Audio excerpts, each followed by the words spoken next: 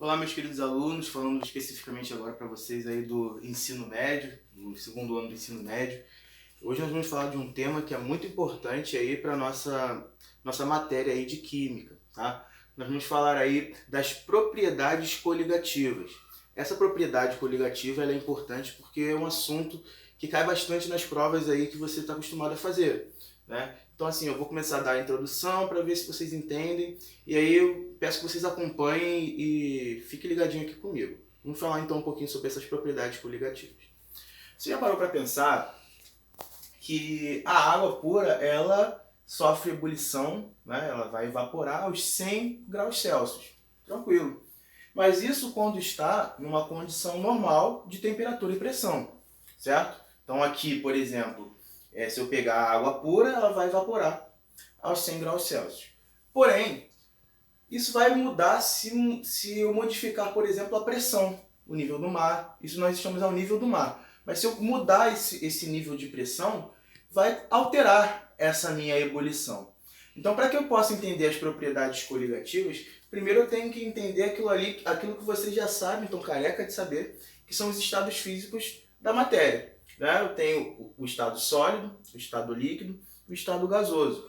E aí, isso aí vocês já estão careca de saber, do estado sólido para o líquido eu tenho um processo chamado fusão, quando eu passo a temperatura do sólido para o líquido, meu estado físico do sólido para o líquido. Do líquido para o gasoso, vaporização. Do gasoso para o líquido, condensação ou liquefação. Em alguns livros colocam também precipitação, que é o que acontece com a chuva. E do líquido para o sólido, solidificação. Assim como do sólido diretamente para o gasoso, que é a sublimação, tá, gente? E do gasoso diretamente para o sólido, sublimação, alguns outros livros colocam de ressublimação.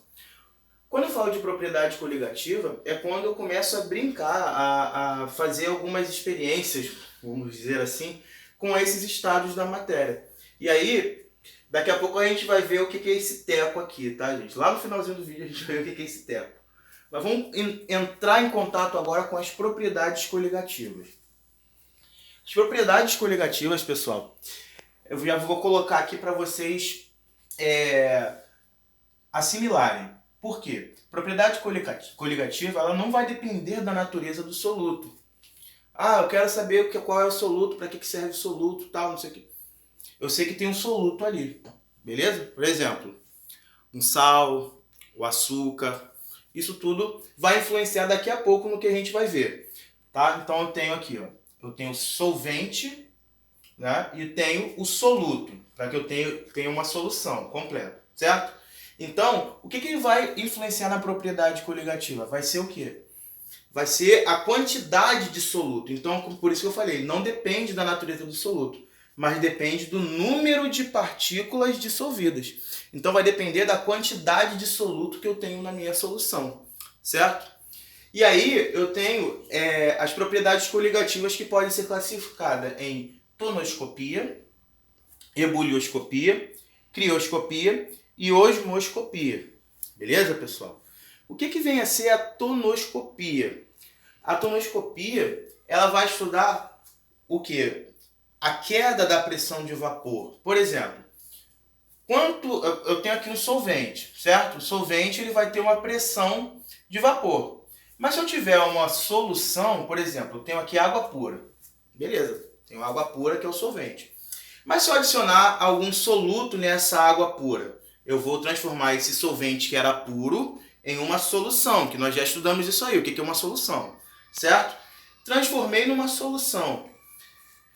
Se eu pegar o solvente puro, ele vai ter uma pressão de vapor maior, né, do que se eu pegar uma solução. Porque se eu coloco, por exemplo, sal numa água, por exemplo, então essa pressão de vapor ela vai ser o quê? Menor, certo? Então, solvente, pressão de vapor maior, quando eu falo de solvente puro. Quando eu falo de solução, eu acrescento quanto mais soluto, eu acrescento quanto mais sal, quanto mais açúcar, quanto mais soluto eu acrescento no solvente e transformo ele numa solução com mais soluto, vai acontecer o que com a pressão de vapor? Vai ficar o quê?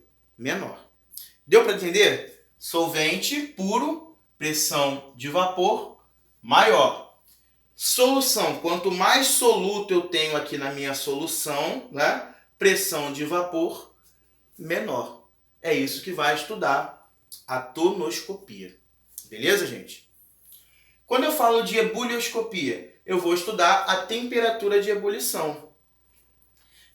É simples de entender. Aqui eu tenho um solvente puro, né? Eu sempre vou dar o exemplo da água, que a água é o solvente universal, é o que vocês mais conhecem. Aqui eu tenho um solvente puro. Acrescentei um monte de soluto, então o solvente puro virou o quê? Uma solução, né? Soluto mais solvente, solução. Virou uma solução. Então, quanto mais soluto eu coloco aqui no meu solvente, maior vai ser o quê? O ponto de ebulição. Então, o que eu tenho aqui? Se eu tiver solvente puro, menor é o ponto de ebulição. Ou seja, a gente sabe que a água pura ela sofre ebulição aos 100 graus Celsius. Mas se eu acrescentar grande quantidade de soluto no meu solvente, transformei ele numa solução, então quanto mais soluto tiver nessa solução, o que vai acontecer? Maior é o ponto de ebulição. Então eu tenho água pura. Coloquei muito sal, mas muito sal mesmo, muito sal. Então eu vou ter que ter uma temperatura muito maior para que essa água ela entre em ebulição, certo?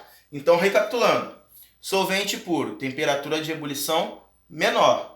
Se eu tenho uma solução com muito soluto, quanto mais soluto, maior vai ser a minha temperatura de ebulição. Beleza, pessoal? E a crioscopia, pessoal? Então falamos da tonoscopia, da ebulioscopia, agora vamos falar um pouquinho da crioscopia. A crioscopia, ela diz o quê? Ela diz sobre a temperatura de congelamento. É bem parecido com a ebulioscopia, só que a temperatura de congelamento vai ser menor quanto mais soluto eu tiver. Então eu tenho solvente puro aqui, tá vendo? A água, por exemplo, água pura, sem nenhuma adição, só H2O, água pura. Certo? A água pura ela vai ter o quê? Uma temperatura de congelamento aos 0 graus Celsius, que é o que nós sabemos quando ela entra em fusão. Mas, se eu acrescento, quanto mais soluto eu acrescento, se eu tenho solvente, acrescentei soluto, virou uma solução. Então, quanto mais soluto eu tiver nesse meu solvente, quanto mais soluto eu tiver nessa minha solução, menor vai ser a minha temperatura de congelamento. Então, a água que outrora entrava em congelamento aos 0 graus Celsius, ela vai começar a entrar em congelamento ao -1, -2, -3, -4, enfim. Então, a temperatura é o quê? Menor, não é, do que o ponto de fusão, que seria naturalmente aos 0 graus Celsius. Então, solvente puro, temperatura de congelamento maior. Quando eu coloco soluto aqui, quanto mais soluto eu coloco na minha solução, menor vai ser a minha temperatura de congelamento. E tem a osmoscopia. A osmoscopia ela vai estudar o potencial osmótico, a pressão osmótica, né? Então, quanto mais soluto eu tenho na minha solução, maior será a minha pressão osmótica. Então, vamos recapitular tudo aquilo que eu falei para vocês não ficarem perdidos. Então, as propriedades coligativas são tonoscopia, ebulioscopia, crioscopia e osmoscopia.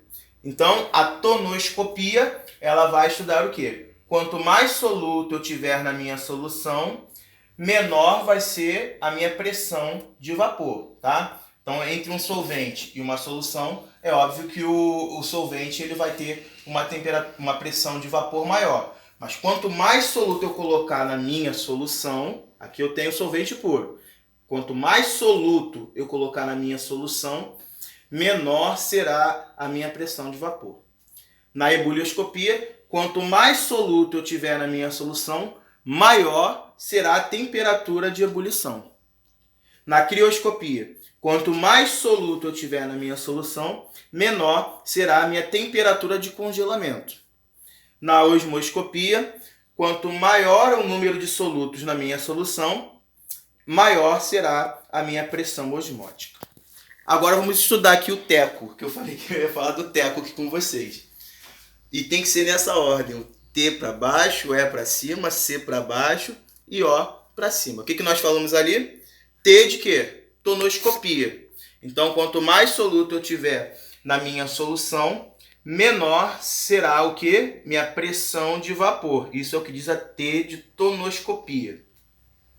Ebulioscopia. Ó, então teco, tonoscopia e bulioscopia lá em cima, né? Quanto maior o meu número de soluto na minha solução, maior será o que? O meu ponto ou a minha temperatura de ebulição. C, então C tem que ficar lá embaixo, como eu coloquei aqui, ó. O que é o C? É a crioscopia. Quanto maior o número de soluto eu tenho na minha solução, menor vai ser a minha temperatura de congelamento. O O lá em cima. Quanto maior meu número de solutos na minha solução, maior será a minha pressão osmótica. Tudo bem até aí, pessoal? Bom, pessoal, eu espero que todos vocês tenham entendido essa aula. É uma aula assim bem tranquila de vocês entenderem. Coloquei da maneira mais simples possível para vocês entenderem. E espero que vocês assistam, reassistam esse vídeo, porque é importante, é uma matéria que cai nas provas de vestibular. E espero que vocês possam aí acompanhar esse longo aí das minhas aulas e que vocês possam entender a matéria, fazer os exercícios e que vocês possam saber resolver os exercícios, que é o principal, tá bom, gente? Então, um forte abraço para todos vocês. Até uma